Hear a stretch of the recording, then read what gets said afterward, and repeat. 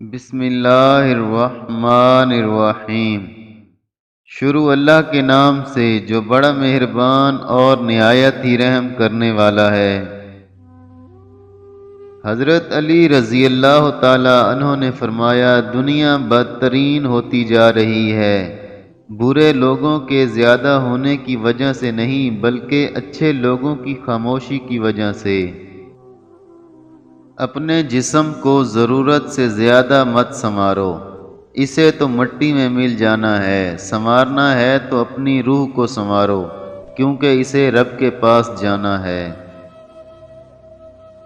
جو ظلم کے ذریعے عزت چاہتا ہے، اللہ تعالیٰ اسے انصاف کے ذریعے ذلیل کرتا ہے۔ غیبت کرنا کمزور آدمی کی آخری کوشش ہوتی ہے۔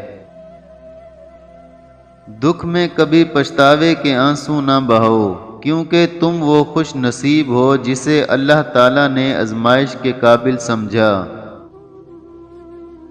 جو شخص تمہارے خون میں سے نہ ہو مگر پھر بھی تم کو عزت دے، پیار دے، تو بے شک وہ تمہارے لیے بہترین رشتہ ہے۔ جب آنکھیں نفس کی پسندیدہ چیزیں دیکھنے لگیں تو دل انجام سے اندھا ہو جاتا ہے۔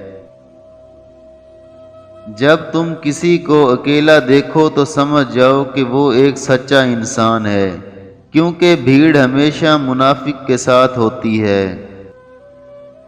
لوگوں سے ان کی عقلوں کے مطابق گفتگو کیا کرو۔ شک کو اپنے اوپر غالب مت آنے دو، ورنہ تمہیں دنیا میں کوئی ہمدرد نہیں ملے گا۔